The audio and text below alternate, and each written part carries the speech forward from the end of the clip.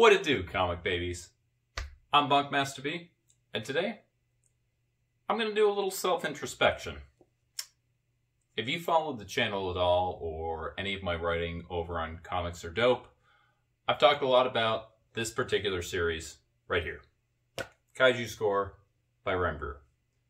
I adored the series. I said it was my favorite read from last year, but it got me thinking, especially because I'm trying to move off of favorite series of last year. One of the things that I love so much about this book is that it's an amazing crime book, one of my favorite genres, that's done by someone who is not Ed Brubaker and Sean Phillips. Absolutely adore the Brubaker and Sean Phillips collection. I've got Criminal down here, Cruel Summer, Incognito, all of those things you've seen. I have a page from Criminal. I love that series so much. But there are so many amazing crime books that are coming out that don't have their name on it or Brian Michael Bendis. And they're coming from a lot of smaller publishers that I think a lot of people are missing. And today I want to bring you 5 of my favorite crime books that not enough people are talking about. We can call it a hidden gems. We can call it, under the radar, anything like that. But really, it's just 5 crime books that I think need to get more love. So, let's head over. So first up for our hidden gems, we're going to be talking about the book that probably, if anyone has heard of the books on this list, this is probably going to be the one that people are most familiar with. And this is November by Matt Fraction. I think you've probably heard of him. Elsa Charretier, Matt Hollingsworth, and Kurt and Kenny. This book came out as a series of hardcovers through Image Comics. This is the first of 4 of them. Did not come out in single issues. It kind of took the Brubaker and Philips route that they're doing now with Reckless and things like My Heroes Have Always Been Junkies, where each one came out as an original graphic novel. And I want to say this volume came out in 2020, and it wrapped up, I want to say, in 2021, and at least to this point, there has not been a single collected edition on it.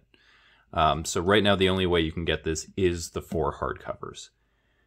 But this book tells the story of 3 women, and it's over the course of basically one night, and it's how they all get wrapped up into a pretty bad situation.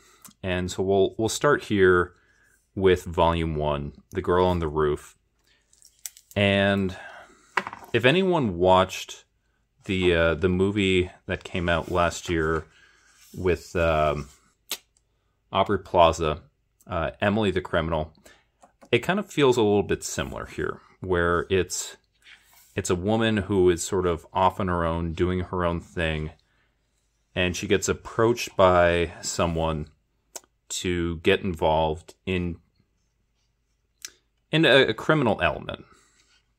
But the way that she is, it's brought about to her, it's very minor thing, shouldn't be anything. Basically, she's going to get paid a good amount of money, and the only thing that's going to happen is that she's going to pay, or she's going to be breaking a radio, some type of radio law that's on the books from the 1930s, but is basically like not even a law. And it's this very minor thing where she is going to solve a crossword puzzle, which she already loves doing, and she is going to transmit a code. And that's it. And that's all that she knows for right now. And then through this first volume, she is the girl on the roof. She lives up on the roof. She has some physical handicaps that limit what she can do. And she sort of gets involved in this. She raises some pigeons on the top. I think I gotta skip over that. And not surprisingly, when someone gets involved in a world of crime that they don't expect, things don't go the way that they anticipate. And it's all about how, over the course of one night, these three women's lives get very, very complicated, and how they are all, how basically their lives intertwine with each other based on some seemingly unrelated happenstance that all comes with this crime. Through it all, we have the amazing illustration of Elsa Charretier. You may know her from Love Everlasting that she's doing right now with Tom King. This is what I really think of her as, and it gives it this beautiful, almost kind of like pop art feel. All the while, the colors really kind of set the tone. You can see with every scene, there's a different chromatic scheme that's used. So here we use a lot of sort of pale oranges, pinks, things on the red scale. If we have blues, they're very sort of washed out. And of course, blue and orange are complementary colors. Here again, we have this very cool feeling blues and greens, yellows and things that kind of come with that. Obviously, we have the yellows here. And it's just, through the course of this night, we get to know these three women. We get to know what's happening with them. And this book series is wonderful. It wraps up in the 4 books. I mean, like any good story, you'd like to see more, but you don't need any. And this one right here from Image Comics, check it out. Next up is another book I've recently talked about. This is Hell is a Squared Circle. It came out from Aftershock last year, written by Chris Condon. He's the writer behind That Texas Blood. Written by Francesco Biagini. Mark Engelhardt is on the colors, and Dave Sharp, who does a ton of the lettering from Aftershock, is on the letters from this one. And this is, and again, if you read my recent article that I wrote on Comics Are Dope about wrestling, you've already heard about this one a little bit, but this is a crime comic about wrestling, and it basically follows a wrestling heel who, for his entire career, has been waiting for his big break and never gets it, and just, you know, he's this kind of guy that always ends up getting in his own way. And, you know, you can see right here, my problem was a guy named Ted Walsh. He kept getting in the way. He was my curse. Only problem was, he was me. And it's just about how Ted constantly feels like he's destined for greater things. And life just keeps getting in the way. You know, he's this wrestling heel at a small-time production. He feels like he could be the face, and it just never quite gets it. And throughout the story, he keeps dreaming bigger than his life would allow.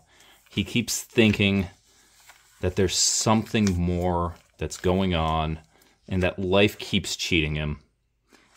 And much like I think most of the crime stories I like, there comes an opportunity. It's nothing planned.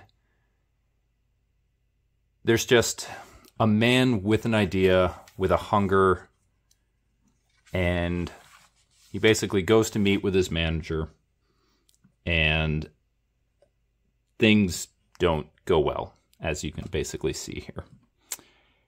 And he basically runs away with some cash that he's able to grab here, and heads out to Canada and starts a new life. And in running away, he has to do some unsavory things. And eventually those things catch back up with him, even after starting a new life. And all through it all, I mean, it's a classic tale of ambition, of sort of getting your just desserts. It's also classically tied to wrestling, the idea of a heel wanting to be that face, and it extends more than that. It just, you know, what is our role? What do we deserve? What are we going to do in order to find that? And throughout, Biagini's lines are just so classically fit for. I mean, just look at this. Look at this house in winter right here. I mean, the colors too. It just, everything about this just sets it up. There's not one thing I can point to the story that I say, oh, this is what makes it great. It's just everything works together. This is a 48 issue, 48 page prestige issue. You can see it's perfect bound, and it just works. It's a one shot. It's one of my favorite just sort of sit down and read it together reads that I have of last year, and I can't recommend this one enough. Check it out. Next up, we've got A Calculated Man. This one is from Aftershock, much like our last one there. Written by Paul Tobin, art by Alberto Alburquerque, colors by Mark Englert, Taylor Esposito doing the lettering on this one. This is a happy, sort of jovial crime tale, if that makes any sense. While all the rest that we've talked about have been pretty hard-edged, you know, a little sad, a little noirish, crime and noir kind of go together pretty classically. Noir shows up nowhere here. This is a really sort of fun, goofy story. So main character right here goes by Jack Beans, and he is a former accountant slash number man for the mob. And eventually, you know, he's really good at it. He's got a photographic memory. He's perfectly able to calculate anything on the spot. And he uses that to make this criminal family a whole lot of money.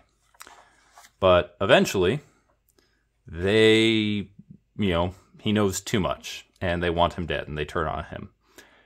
And figuring that this is coming, he turns state witness.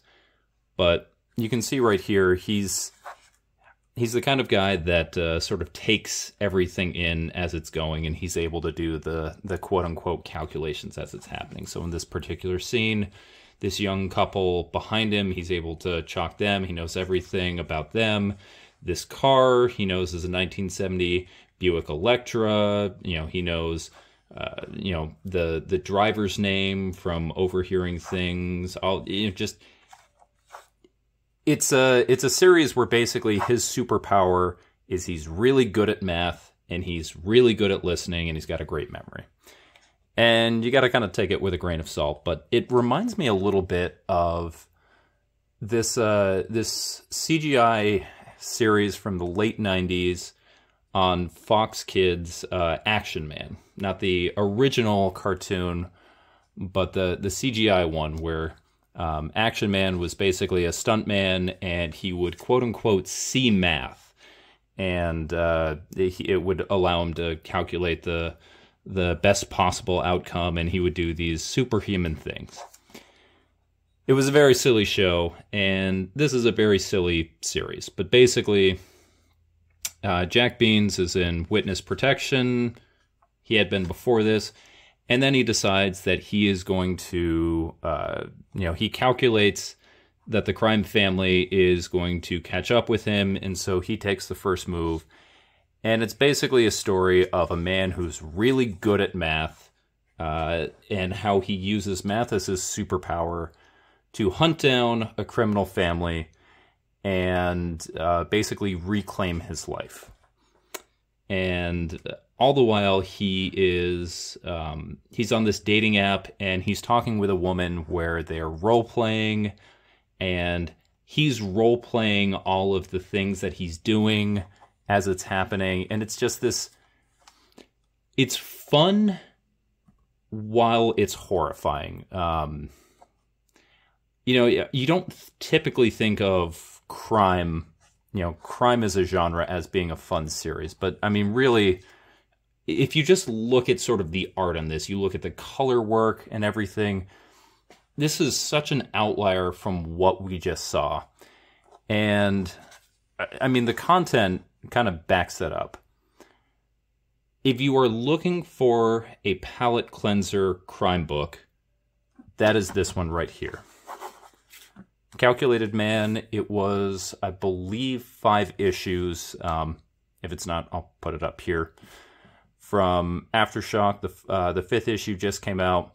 Really fun series. It was optioned by Hulu. We'll see if anything ever happens with this. But if you're looking for a fun crime story, check this one out. All right, now for something completely different. This might be my favorite series that we're about to talk about, but as far as the format that it's in, this thing is way oversized and way too large to be anything. This is Smoketown. This is by Scout Comics, and this is in one of their title boxes. What's a title box? I'll talk about it later. But this particular series was one of the earliest Phillip Kennedy Johnson series. If you've been reading Action Comics, or if you read Low West. I don't know. If you know Phillip Kennedy Johnson, honestly, it's probably by his current work on Action Comics, or it's The Last God that he did on DC. But one of the first books that he ever did was Smoketown. This is from Scout Comics. You saw the title box before. And this is basically an 8-issue series that reminds me very strongly of Criminal before Criminal came out, or at least around the time that it came out, mixed a little bit with Twin Peaks. And what I mean by that is so much of that show, at least the beginning of it, is sort of about the secrets of the town of Twin Peaks itself. Not necessarily the mysticism. This is very grounded in reality. There's no sort of extra reality stuff that's going on here, but it's a lot about interconnecting crime series.